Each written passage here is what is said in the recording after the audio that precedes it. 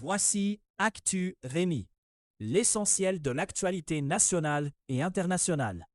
Aujourd'hui, mercredi 15 juillet, les tensions militaires au Moyen-Orient dominent l'actualité, pendant que l'Ukraine s'engage dans un remaniement politique sensible.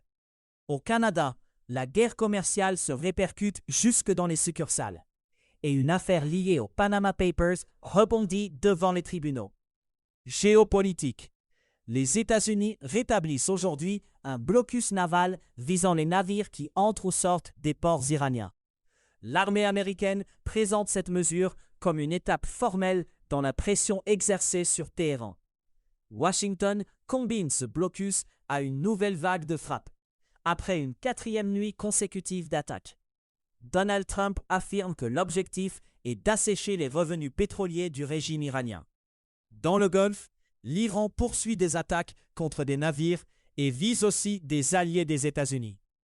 Téhéran refuse, de son côté, de rouvrir le détroit d'Ormuz, point de passage crucial pour le commerce maritime. Le président américain renonce aussi à une mesure économique annoncée plus tôt, un péage de 20% sur le fret transitant par le détroit. Donald Trump justifie ce recul par des appels de dirigeants du Golfe et par des promesses d'investissement dans l'économie américaine.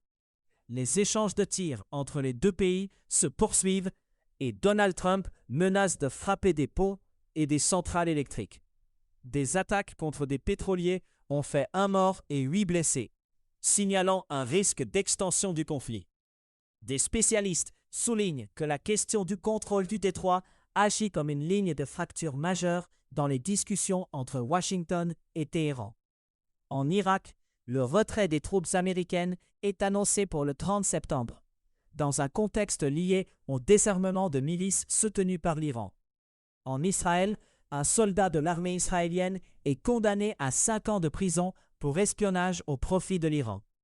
La justice retient qu'il n'a pas transmis de renseignements militaires et qu'il a finalement rompu le contact, puis signalé l'incident à sa hiérarchie.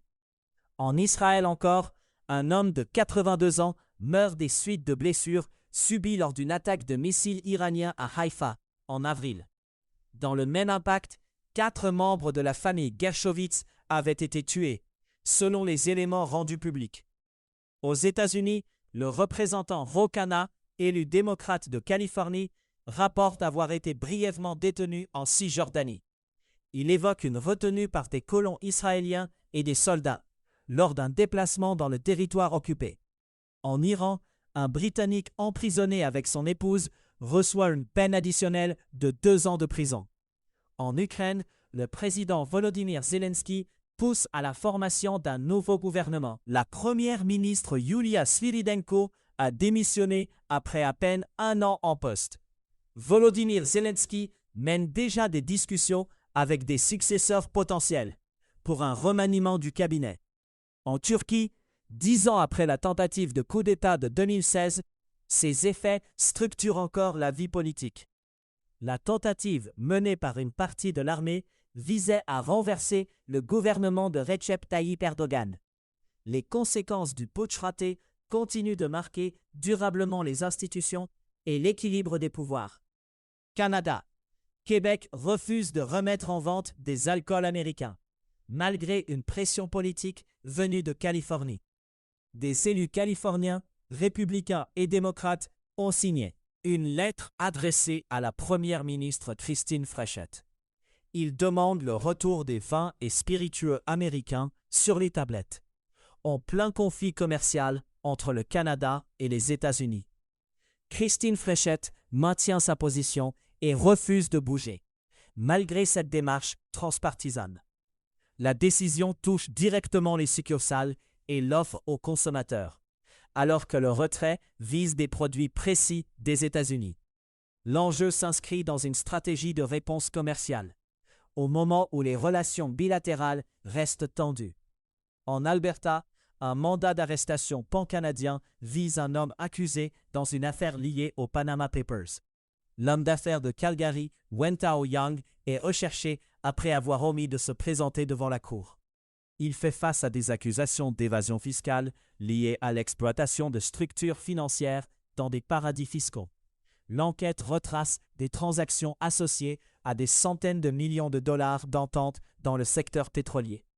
Wen Taoyang est présenté comme le premier individu connu à être accusé au Canada en lien avec la fuite de 2016.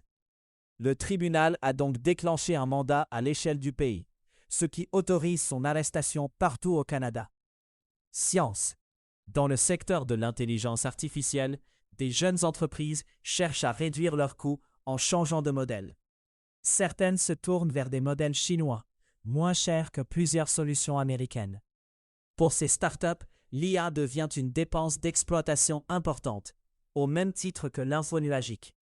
Le choix d'un modèle moins coûteux vise d'abord à contenir la facture, plutôt qu'à gagner en performance. Aux États-Unis, l'entreprise Anthropic mise sur une stratégie de réglementation État par État pour encadrer l'IA. L'objectif est d'encourager des garde-fous plus stricts, sans attendre une loi fédérale unique. Cette approche contraste avec celle d'OpenAI, qui pousse plutôt les législateurs locaux vers un cadre commun. Anthropic cherche ainsi à faire monter le niveau des exigences au fil des textes adoptés dans différents États. Ce choix peut créer des règles différentes selon les juridictions, ce qui complique ensuite la conformité pour les entreprises. Au Japon, l'État enregistre un record d'indemnisation lié au karoshi et aux maladies causées par le surmenage. Le gouvernement a accordé 1310 indemnisations durant l'exercice 2025. C'est la 4e année consécutive où ce total atteint un nouveau sommet. Ces indemnisations couvrent des décès et des maladies reconnues comme liées à la charge de travail. Climat. Dans le nord-ouest de l'Ontario, de nouveaux feux de forêt forcent des évacuations supplémentaires. Les hébergements se remplissent à mesure que des communautés se déplacent, pendant que des dizaines d'incendies restent actifs. Des avertissements de chaleur et de qualité de l'air demeurent en vigueur dans une grande partie de la région. Les autorités évaluent les dangers d'incendie entre modérés et extrêmes, selon les secteurs. En Espagne, des feux de forêt ont fait 13 victimes, dont 7 ressortissants britanniques. Les autorités espagnoles précisent que 12 des 13 personnes tuées étaient des ressortissants étrangers. Monde. En République démocratique du Congo, l'épidémie d'Ebola progresse plus vite que le traçage sanitaire. Le nombre de décès dépasse maintenant 700 dans l'est du pays. L'Organisation mondiale de la santé observe que 80% des nouveaux cas proviennent de chaînes de transmission inconnues. Cette proportion signifie que de nombreux patients ne sont pas reliés à des contacts déjà identifiés. Un ressortissant américain infecté en RDC a été transféré en Allemagne pour y être soigné à Berlin. Ce transfert intervient quelques semaines après un autre traitement à Berlin d'un Américain infecté en FDC. À Singapour, la Haute Cour condamne Bloomberg News et un de ses journalistes pour diffamation envers 2 ministres. Le tribunal ordonne le paiement de 460 000 $ singapouriens, soit environ 356 000 $ américains. La décision prévoit 230 000 $ singapouriens par ministre à parts égales. Chaque somme inclut 170 000 $ singapouriens en dommages généraux et 60 000 en dommages aggravés. Le rédacteur en chef de Bloomberg, John Micklethwaite, affirme maintenir la solidité du travail journalistique contesté. Au Cambodge, une enquête relie un magnat du pays à une vaste opération criminelle transnationale. Un empire de jeux d'argent contrôlé par un puissant tycoon servait de propriétaire à un complexe utilisé pour des escroqueries industrielles. Le même site est associé à des activités de traite de personnes, avec des victimes exploitées au sein de l'opération. À Gaza, des Palestiniens vivent une situation de contrainte entre le Hamas et Israël, dans le cadre d'un cessez-le-feu fragile. Le Hamas prévoit de transférer le contrôle de l'administration civile à des technocrates palestiniens. Ce transfert s'inscrit dans un dispositif de trêve porté par les États-Unis. La réorganisation affecte la gestion quotidienne alors que les habitants attendent des changements concrets dans les services civils. Économie. Sur les marchés des matières premières et des devises, l'or s'établit à 4 032 $ américains. en hausse de 0,3% sur 24 heures. L'argent se négocie à 58 dollars américains, en hausse de 0,4% sur la même période. Le Bitcoin évolue à 64 807, en hausse. Le dollar canadien s'échange à 0,7909 dollars américains. En Chine, la croissance économique chute nettement et manque la cible fixée par les autorités. La demande intérieure reste faible, malgré de bonnes performances à l'exportation. Le contexte énergétique pèse aussi sur l'activité, avec l'effet de la guerre Iran-États-Unis sur les prix du pétrole. Ce mélange de consommation limitée et de coûts énergétiques élevés assombrit les perspectives à court terme. En Espagne, une saisie de cocaïne mène à une enquête financière qui remonte jusqu'à Wall Street. Les investigations décrivent un réseau mêlant des financiers disposant de connexions à Wall Street. Le montage inclut une fintech irlandaise qui négocie des actifs en crypto-monnaie. Le même circuit passe par l'immobilier de luxe à Dubaï et par plusieurs prêteurs offshore. L'enquête relie donc un trafic de drogue à une architecture financière internationale, éclatée sur plusieurs pays. En Indonésie, des investisseurs quittent l'un des grands marchés d'Asie alors que le risque de déclassement augmente. Le statut d'économie émergente pourrait être revu à la baisse sur fond de projets de dépenses massives.